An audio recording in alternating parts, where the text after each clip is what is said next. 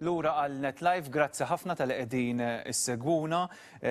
Kif tafu trattajna ħafna matul l-ewwel parti tal-programm il-kwistjoni tal-immigrazzjoni u ħeġġixkom tibqgħu magħna li xlejn l-aħħar tal-programm illum se nkomplu nidħlu dwar l-aħħar żviluppi relatati mal-kriżi tal-immigrazzjoni fil-Mediterran dan għaliex illum fil-Parlament Ewropew kien hemm dibattitu speċifiku fuq il-kwistjoni tal-bastiment Aquarius u se nkunu qegħdin naġġornawkom dwar x'ħareġ minn dan id-dibattitu. NetLive matul dawn il-ġranet kif resqin dejjem aktar lejn is-sajf fadlilna xahar tista' tgħid ta' programmi li aħna se nifqu fit-13 ta' Lulju li ġej bl-aħħar programm biss matul dawn l-aħħar ġimgħat ta' dan il-programm qegħdin inlaqgħukom ma' numru ta' stejjer umani, stejjer pożittivi u stejjer li inislu wkoll kuraġġ fina wkoll, fina l-koll nista' ngħid. U fil-fatt illum se nlaqgħukom ma' persuna li ilha żmien twil titkellem dwar l-esperjenzi li għaddiet minnhom biss ħadna l-okkażjoni u stididniha wkoll anke waqt NetLive. Antonella Rogers, grazzi ħafna, Antonella tal-li naqgħet magħna. Grazzi lilek tal-istedin. Inti Antonella persuna li kellek kanċer aggressiv, breast cancer li kien aggressiv u f'April li għadda għamilt l-aħħar intervent biex tneħħielek dan il-kanċer. Se nkunu qegħdin nitkellmu dwar l-esperjenza tiegħek u esperjenzi anke riċenti li għaddejt minnhom nitkellmu dwar dan dal-waqt. Biss min jisma' l-esperjenza tiegħek u dak kollu li għaddejt minnu inti? X'messaġġ twassallu li x'persuna li jkun għadda minn l-esperjenza ta' cancer bla dubju jkun għadda minn esperjenza li personalment tkissru. Biss inti dejjem għażilt li twassal messaġġ pożittiv anke frott l-esperjenzi li għaddejt minnhom. Spjegana ftit x'kienu dawn l-esperjenzi. Ħajlek hija li meta tisma' l-kelma cancer fil-bidu hija xokk hija xi ħaġa normali ħafna. Fl-aħħar mill-aħħar aħna umani u x'hekk irridu ngħaddu minn proċess ġifieri jiena għalkemm jiena persuna pożittiva għaddejt minnu xorta dan il-proċess li jiena fil-bidu ħadd xokk kbir u kont noħlom ħafna kraħa li meta nisimgħu l-kelma cancer naħsbu biss fil-mewt u imma mbagħad ovvjament bħal kollox fil-ħajja inti għandek għażla. Jew għażla li tkompli tmur mal-kurrent jew fuq saqajku tiċċallenġja dak li tkun għaddej minnu, jiena għażilt l-aħħar option li nqum fuq saqajja u niġġieled din il-battalja. Hekk għamilt. Bdiet issaħħaħni iktar ma beda jgħaddi żmien, iktar bdiet issaħħaħni għalkemm il-kemoterapija ma tantx kien ħabib kbir miegħi, m'għaddejt minn batija kbira, ma xorta kont niċċallenġja u kont nagħmel ħafna post pożittivi fuq il-Facebook.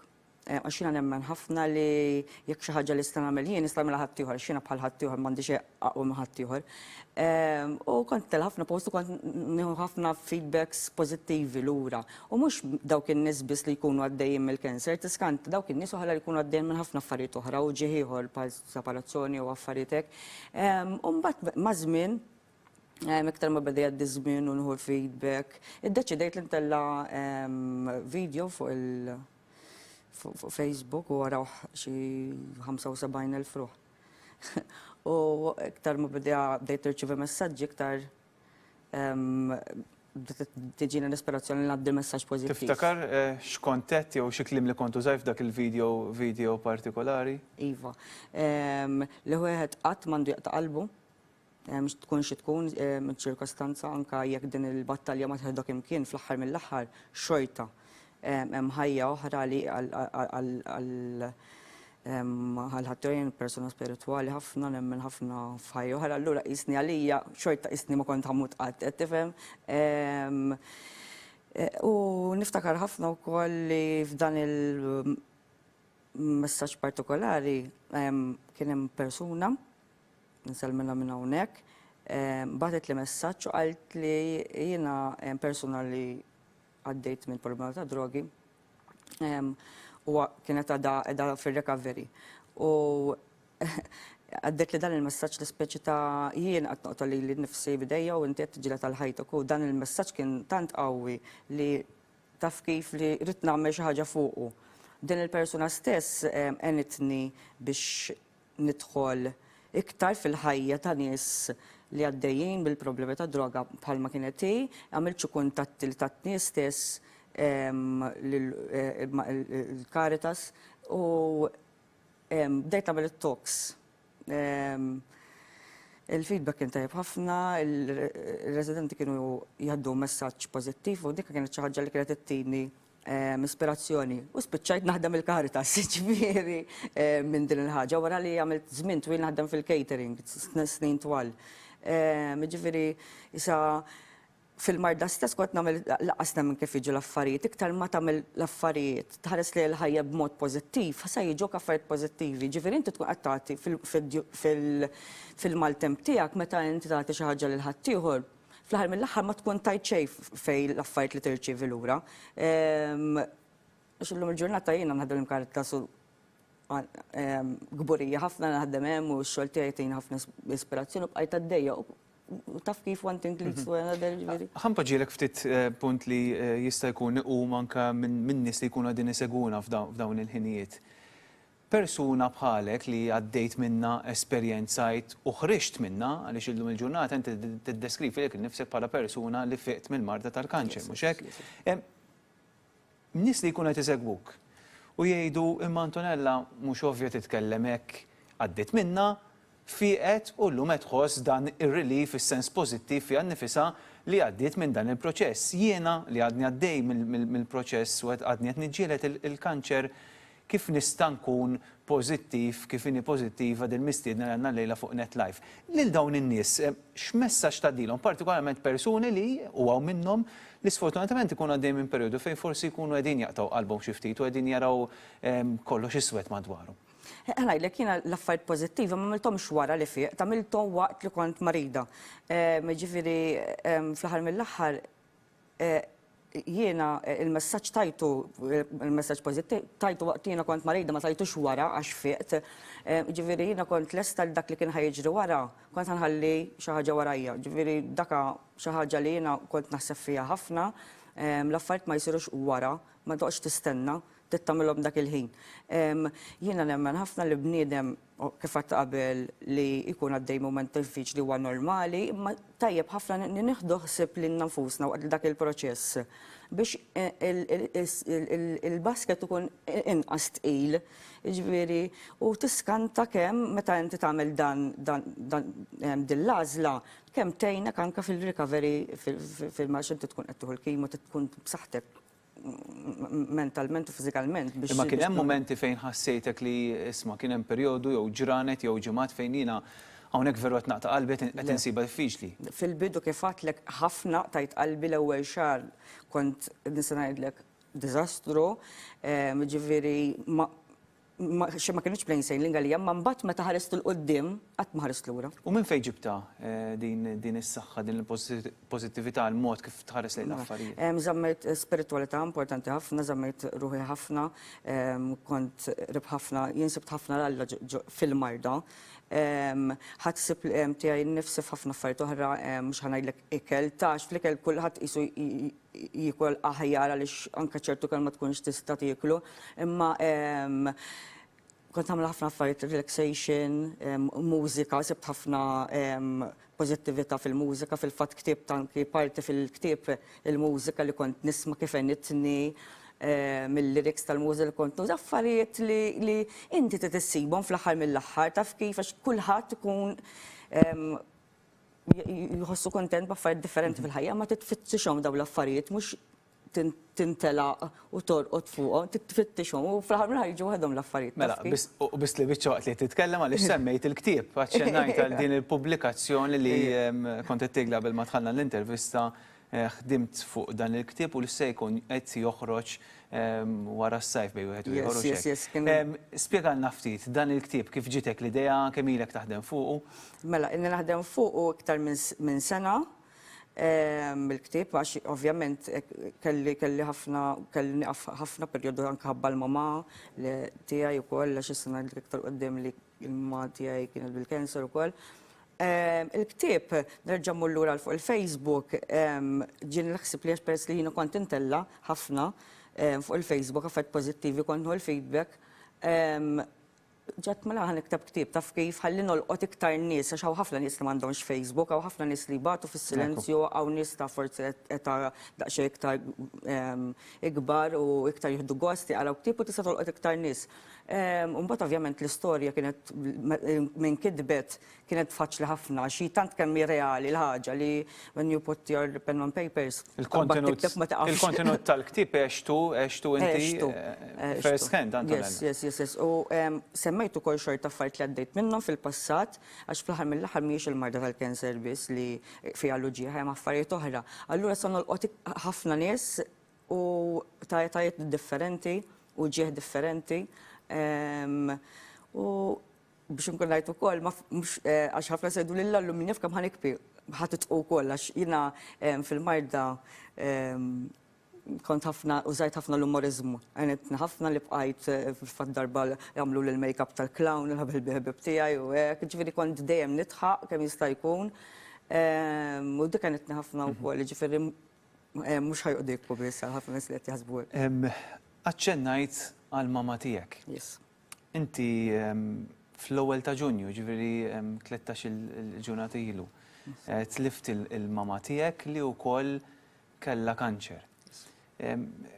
X'marka ħallit din l-esperjenza għaddiet minn 9 xhur għaddejja mill-kanċer il-mama tiegħek, kif kien din l-esperjenza ħallit ftit ta' ġurnat ilu? Yes, l-esperjenza kienet waħda diffiċli ħafna, ovvjament. Kieku kelli nażel li jekk nerġax nimrat u niġġieled il-battal kont nażel dik tant kemm kienet diffiċli ħafna iktar milli meta mratina. Ovvjament xorta bqajt pożittiva għal żewġ raġunijiet għall-familja tiegħi li jiena inħobb ħafna ġifieri u għall-mama tiegħi. Għax kont naf li kieku meta tara lilna pożittivi l-mama kienet satejn lilha wkoll waqt il-marda u hekk ġara fil-fatt għaddejna minn momenti diffiċli ħafna.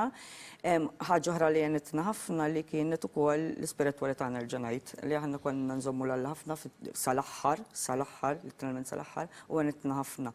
U qed taħdem issa li għalkemm jiena nemmissi ħafna l-mama tiegħi. Dak li ħeddim tal f'dawk id-9 xhur qed jaħdem issa xi sense of peace li għandi fija. Naħseb li mhix xi ħaġa ta' normali li meta bniedem jitlef xi ħadd tant għażiż. U din il-pożittività, din is-sens ta' paċi li inti tħoss kif diġà ċennajt, qed taħdem biex twassal għand ħadd ieħor. Fost l-oħrajn dawn is-sessjonijiet li tagħmel mal-persuni li jkunu qegħdin jingħataw servizz mill-Caritas. Apparti li tagħti nimmaġina tieħu ħafna. Għaliex dawn in-nies, dawn il-persuni żgur ħajsibu refuġju fik u min jaf kemm jitkellmu miegħek dwar il-problemi tagħhom u titgħallmu minn xulxin intom. Iva, fil-fatt hemm mor nara ħafna nies li jkunu bdew il-kimo, jew ikunu għaddejjin il-proċess tal-kimo, mor nintaqa' magħhom, nieħu kafè u anke ġol l-isptar imur inżurhom. U jien li nagħmlu mill-qalbi fis-sens li laqas temmen ukoll li tkun qiegħda tgħinni dil ħaġa fil-ħajja personali tiegħi wkoll. Ġifieri ma mmurx biss isni immur biex ngħinhom, imma tiskanta mhux biss forz nagħmilha tant naturali li fil-ħajja hija give and take u li nagħti żgur ftit fejn nirċievi. Dik xi ħaġa ma nistax nifhimha. Inti kont qed tispjegali li persuna li tħobb l-isports u tħobb iżomm ruħek attiva, kif jgħinek l-isports anke biex mentalment tkun tista' tiġġieled ħanuża din il-kelma dawn is-sitwazzjonijiet negattivi li ġew fuq ħajtek imma xorta żomm pożittiva minkejja dan kollu. Yes, waħda mid-disappunti li kelli li meta mbrat kienet din li kelli nqaf mill-isports. Mbagħad kelli nibda mbagħad wara l-kemoterapija mill-operazzjoni wara ftit erġajt bdejt il-water polo, kelli nerġa' nieqaf għax kelli nerġa' nħu xi treatment ieħor. Erġajt bdejt u nerġa' kelli nieqaf issa għaliex kelli nagħmel operation ta' bl-ħsieb. Ovvjament I can't go back to water polo għalissa, imma għax ċertu movimenti ma tistax tagħmilhom, imma llum bdejt sport ieħor. Bdejt il-boxing.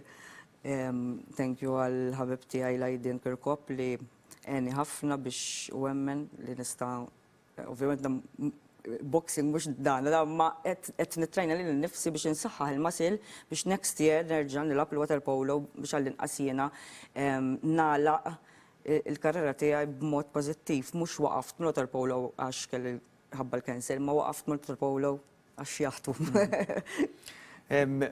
Ġili għaddi l-ħsieb jew kollok biża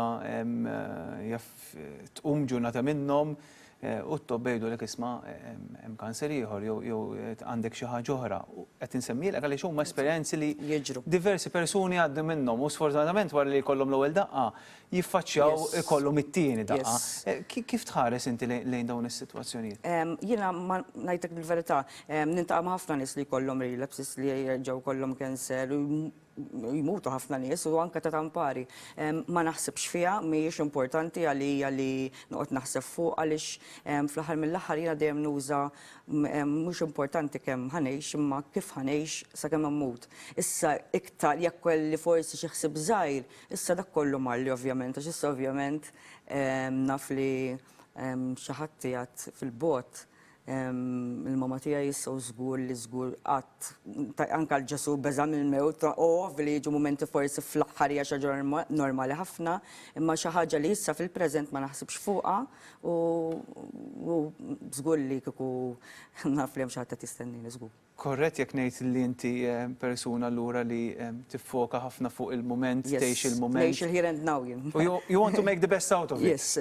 Ngħix il-here and now ħafna ma naħsibx li. Laqqas f'li ġara ma naħseb, laqqas li I don't pity myself x'inhu kont marida dak għadda u mar, u mbagħad talli ġej u mbagħad naraw. X'messaġġ twassal lin-nies li bħalissa qegħdin isegwuna? Sfortunatament għaliex dawn huma realtajiet li kważi tmisshom kull familja, diversi persuni jkunu għaddejjin minn b'mod u minn bieħor b'esperjenzi ta' kanser, jekk mhux inti jew l-immediate family tiegħek, nies li tkun taf, ħbib tiegħek jew persuni taħdem magħhom. X'messaġġ twassal li dawn il-persuni ħalli nagħlqu biha? Yes, il-messaġġ huwa vera sempliċi u vera qasir. Huwa importanti li fil-ħajja nippreparaw ruħna mhux biss biex aħna nagħmlu commitments biex insifru biex nagħmlu hekk biex nippreparaw ruħna. Imma importanti ħafna wkoll tipprepara lilek innifsek għall-affarijiet li ma tkunx qed tistenna fil-ħajja, u importanti ħafna ħalli meta jiġu l-affarijiet fuqek mhux tieħu daqqa u tinżel. Dan hu l-messaġġ għax ħafna nies ma jaħsbuhomx daw li tista' tiġi xi ħaġa fuqek alla rrieda. Anything, ġif mhux il-mard biss. U importanti li bħalma naħsbu għal affarijiet oħra, naħsbu għal dawk l-affarijiet li qatt ma naħsbu fuqhom, imma nitalmu minn ħadd li jistgħu jiġu fuq ukoll. Tkun mentalment preparatu x'hekk. Mental importanti għax naħsbu li biex noħorġu, naħsbu biex nagħmlu nibbukew xi ħolli dejjem qatt ma naħsbu fuq u nippreparaw lilna nfusna anke spiritwalment biex nkunu b'saħħitna għal meta tiġi id-daqqa. Antonella, grazzi ħafna tal-li kont magħna u nirringrazzjak għaliex żgur mill-esperjenza tiegħek aħna l-koll tallimna u ħadna xi ħaġa llejla. Antonella li kienet magħna llejla f'NetLive u qasmet magħna l-esperjenza tagħha, ħammorru għal waqfa qasira ta' ftit riklami. Wara ħanbidlu kompletament is-suġġett u nkomplu naġġornawkom dwar il-kwistjoni tal-immigrazzjoni għadha topic ħod ħafna anke fuq livell Ewropew.